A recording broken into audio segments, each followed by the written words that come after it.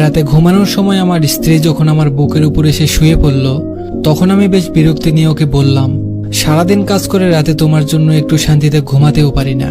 এমন ন্যাকামো না করলেও তো পারো, তোমার জন্য কোনো কাজে শান্তি নেই আমার। আমার স্ত্রী তখন বলল, তুমি তো জানো আমি তোমার বুকে মাথা না রাখা পর্যন্ত ঘুমাতে পারি না। তুমি যত যাই কিছু বলো না কেন, আমি তোমার বুকেই মাথা রেখে ঘুমাবো।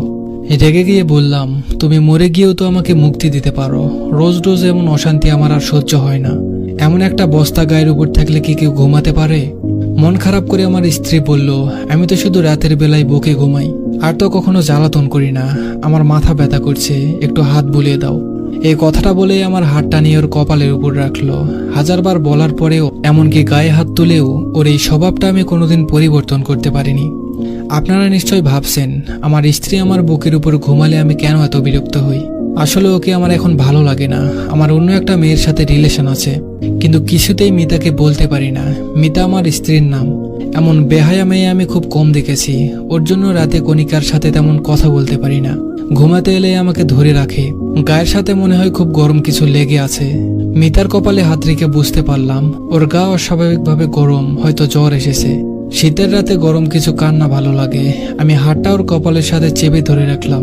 ওর কিছু কষ্ট কমবে এই জন্য নয়, বরং এত সময় কম্বলের বাইরে রাখা হাতটা নিমেষেই গরম হবে সেই আশায়। সকাল 8টায় ঘুম ভেঙে দেখলাম মিতা আমার বুকের উপর ঘুমিয়ে আছে। গায়ে হাত দিয়ে বুঝলাম গা রাত থেকেই অনেক বেশি গরম হয়ে আছে। কয়েকবার ডাক দিলাম, কিন্তু কোনো সাড়া দিল না। ওকে বুকের উপর থেকে সরাতে গিয়ে খেয়াল করলাম আমাকে বেশ শক্ত করেই ধরে আছে।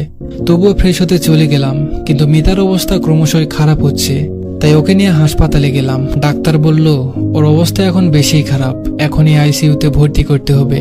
কিন্তু আমি ওর জন্য এত টাকা নষ্ট করতে পারবো না, তাই সাধারণ মহিলা ওয়ার্ডে ভর্তি করে দিয়ে চলে আসলাম। অফিসে এসে কণিকার সাথে গল্প জুড়ে দিলাম। মেয়েটা আমাকে ছাড়া কিছুই বুঝতে চায় না। কণিকা আমার অফিসের কলিগ। ওর হাসি মাখা মুখটা যে কোনো পুরুষকেই নিজের কাছে টানতে বাধ্য করবে। তাই আমি ওর কাছে চলে এসেছি। সারাদিন বেশ ভালোই কাটলো। সন্ধ্যাবেলা বাড়ি এসে ফ্রেশ হয়ে খাবার টেবিলে গেলাম। না, আজ আর এই টেবিলে আমার পছন্দের কিছু রান্না করা নেই। মিতা রোজ সন্ধ্যা হলে আমার পছন্দের হালকা খাবার বানিয়ে দিত, তারপর নিজের হাতে খাইয়ে দিত।